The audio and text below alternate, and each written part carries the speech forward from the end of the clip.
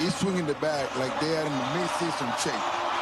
From top to bottom, you have to face a hot bat. I can't wait to see how Paul Skeens going to handle all this hot bat from the Dominican team. It's introductions, and I can't even hear myself. This is unbelievable. The atmosphere is unbelievable. All right, now let's look at the U.S. lineup. So Skeens against that lineup, daunting. Who is a player you have your eye on tonight for Team USA that's really got to do some damage? KB, I'm going to bring back Rocky Balboa. Yeah. And he's from Philadelphia, and his name is Bryce Harper. I saw him yesterday. He was with his family by the pool hanging out. He looks like he's ready. He's poised. But he's a guy that when he rolls, America rolls right behind him. I tell you who I'm looking out for is it's Bobby Witt Jr. He's at the top of the lineup. He sets the tone. He gets on base. He steals bases. Obviously plays great defense, but he can do so much on the field to beat you. I'm looking forward to Rocky and Ricky Balboa as well. As we know from years past. All right, who's going to win this thing? Derek, what do you got first? Who's winning?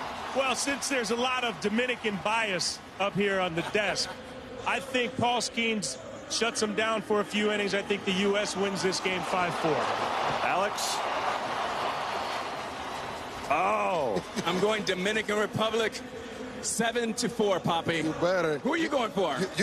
You guys not going to believe what I'm going to say. I like the USA to lose. Oh, come on, man. Dominican 7-3 against the U.S. I'm really shocked by those predictions. I didn't see that coming at all. You guys really fooled me.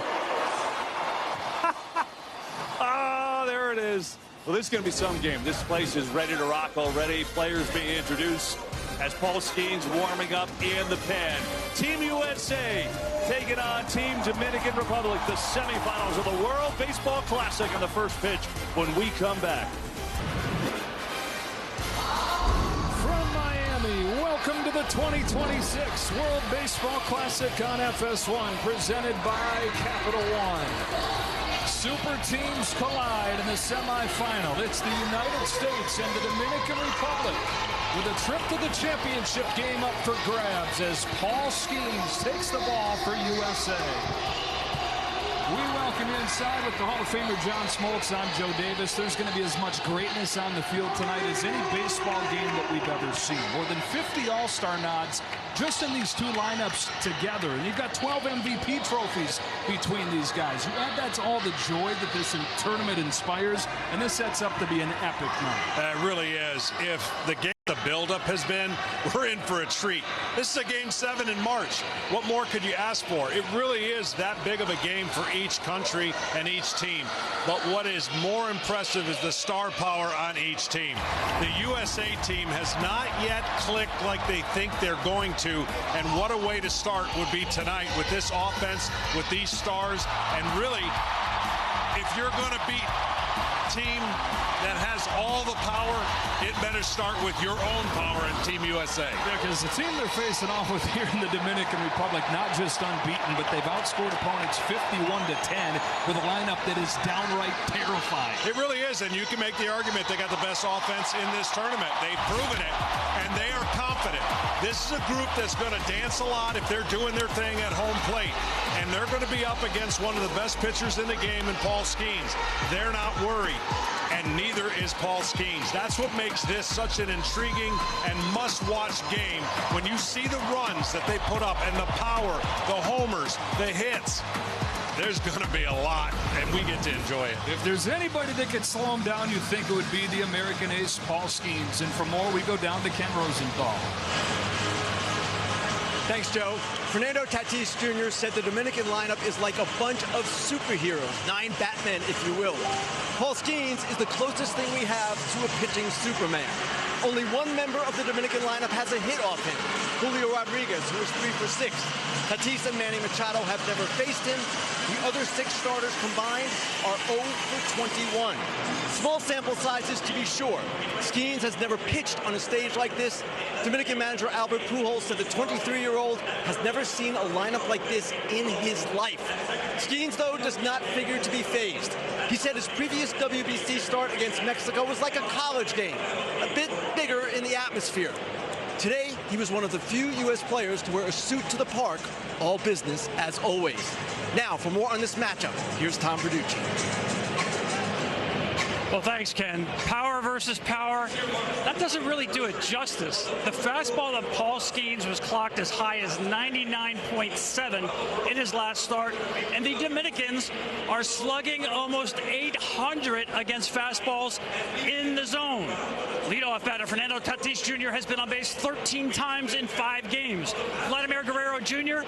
has not swung and missed at a fastball the entire tournament, and Junior Caminero has 2 home runs against fastballs in the tournament. Paul Skeens is not just a power pitcher, he's a pitch maker, but it will be fascinating to see how often he challenges the Dominicans with his fastball.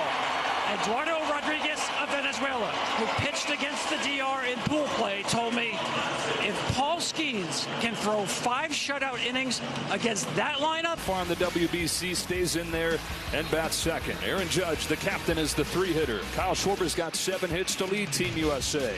The change in the lineup is at third base, where Gunnar Henderson is in, Alex Bregman is out. Will Smith moves in at catcher.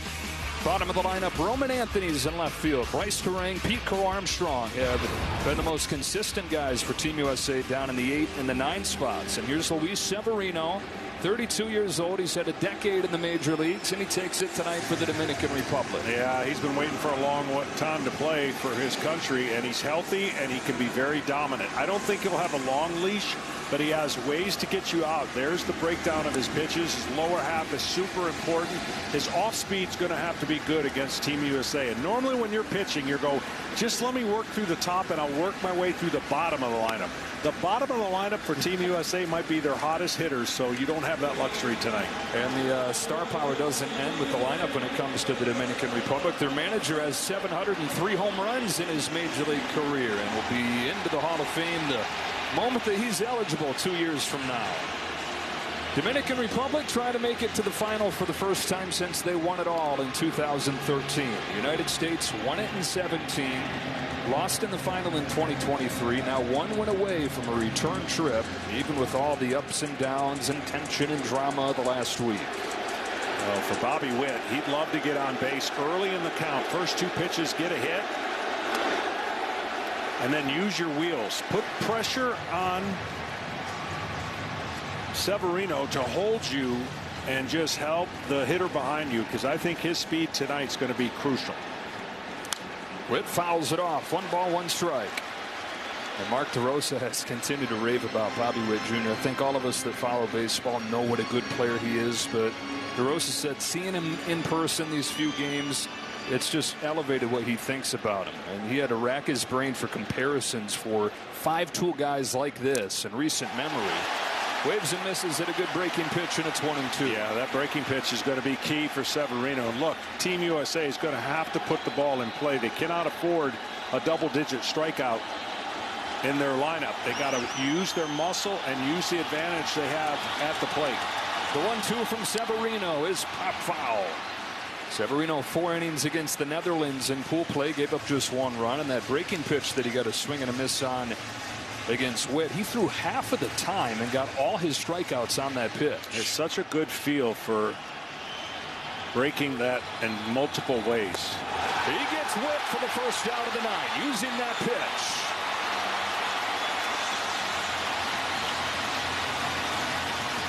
He can break it from top to bottom, east to west, or any way you want. He's got a good feel for that pitch. And early in spring training, you tell yourself you're in the middle of your season, because that's the kind of perfection you want and execution you're going to need to get through these teams. And that is what has made this stage frustrating for Bryce Harper, because normally a slump right here is just tooling the swing up for the season, but 3 for 20 in the World Baseball Classic, and he's grinded away extra work, extra rounds of batting practice. Team USA still thinks that he's close. Mark DeRosa contemplated moving him down in the lineup, but he looked and saw that he's got 3 home runs against Severino, and then he's getting these reports from the hitting coaches and from Harper himself that he thinks that he's just a tick away. He's got to be there. If Team USA is going to get the offense going, Harper's got to be part of that. On a 1-1 from Severino, takes inside. What have you seen from him? Well, it's timing, you know, and he's just missing pitches, popping a couple up. He should have had a home run last game, but hit it to the deepest part of the park in Houston. And when his timing is right, he gets on top of the fastball, stays off of the breaking ball in his back foot, and makes it tough on pitchers. Big rip and a foul back. That's the pitch right there. You know, in season, he's not missing too often. And now Severino has the opportunity to go higher than high with that fastball and see if he'll get a chase. He'll chase up. He won't chase the fastball down too often. Back-to-back strikeouts for Luis Severino to start tonight's game.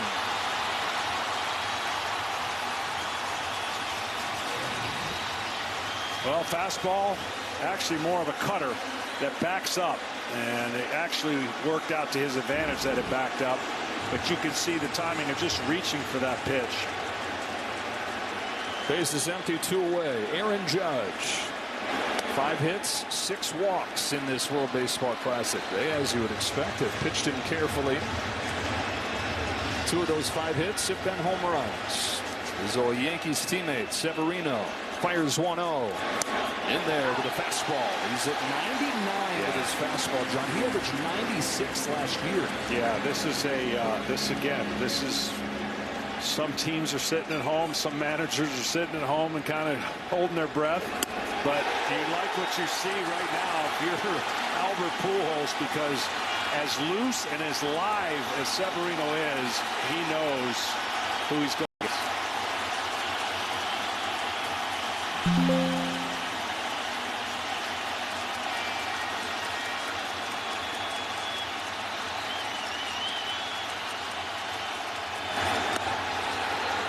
Lays off 2-2. Putting the ball in play with these kind of hitters, the team that puts it in play more tonight is going to win, in my opinion, because they're that gifted. 2-2 pitch. Fouls off and stays alive. And as powerful as these 2 lineups are, both of them have walked more than they've struck out in this tournament. Yeah, and again, getting outs, getting 3 clean outs in an inning is a huge accomplishment. We may see that only 3 or 4 times in this game when you think about the lineup they have to navigate. Witt and Harper both strikeout victims to start this game. 2 balls and 2 strikes on Aaron Judge. And he's worked it full.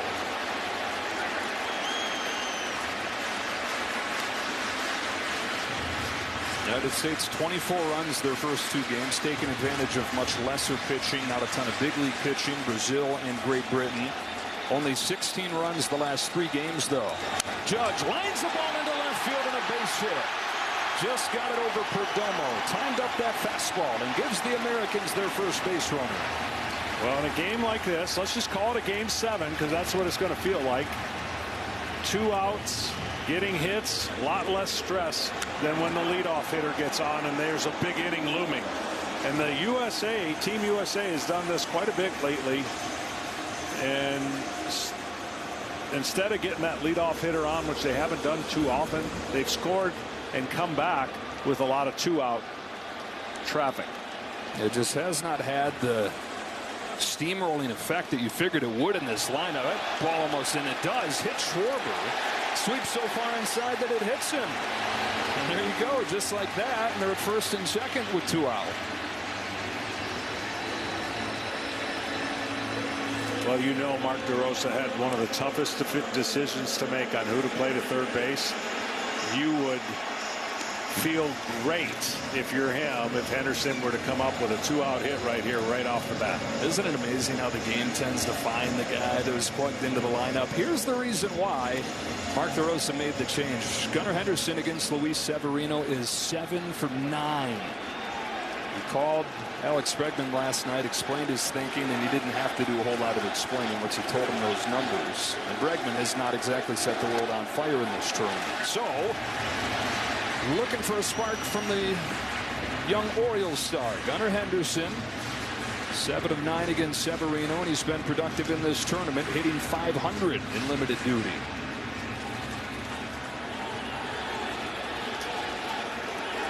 Two on, 2 out, 1-0. Sales on Severino for ball 2. But this is the kind of pressure each pitcher is going to feel when runners get on, because in everyday lineup in the big leagues, 2 to 3 guys have that power that you're worried about. Every one of them has it here. So how do you handle that? Because I know usually you get your lineup card, you're circling a guy or two that can't beat you, but when they're all that guy, what do? You try to get clean innings. you do the first 2 batters like he did, and then you get the 3rd guy out, because at any point with 2 outs, everybody that gets on base creates that extra pressure. 2-1.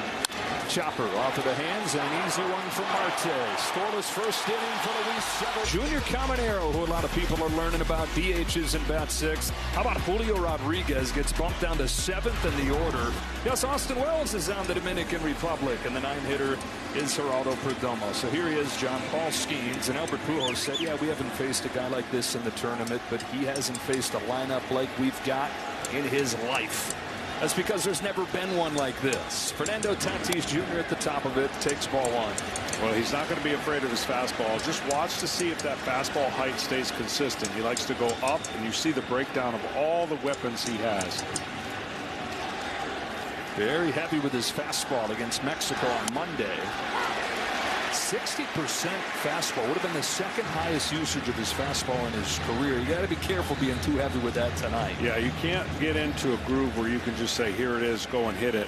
You've got to be keeping these guys off balance. Tatis hits a fly ball to left field for Roman Anthony. Had him off balance with a sweeper to get tonight's first out. 7 strikeouts over those 4 scoreless innings in his WBC debut on Monday. Paul Skeens still just 23 years old. Of Lake Forest, California. 1.97 ERA in his 2 seasons with the Pittsburgh Pirates, and then doing something that he said he's dreamt of doing since he was a kid, watching the 17 team win it all. Team USA. One away, Ketel Marte climbs in. Diamondback second baseman takes strike 1. I like already. He's not overthrown. He's not too amped up. That's a good sign. 97 miles an hour. I'm sure he'll touch 99. Here's his 0-1. Marte lays off. Go up to 95 pitches at this stage of the tournament, but Mark DeRosa said probably 75 or 80. Is 1-1. Popped up into shallow right field. 2 hitters, both of them off balance. Routine for Bryce Terang, 2 out.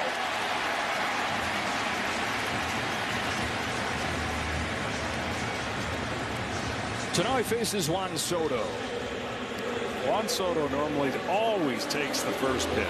I mean, the first 2 to 3 at bats, he'll take the first pitch. I would be nervous ascribing to that right here in this format. I know Big Papi once got you like that. Yes, you thought he was going to take it, and he hit it 500 feet. Dominican great, and he's outside with a fastball. On Soto signed that record contract last year for the New York Mets. Got off to a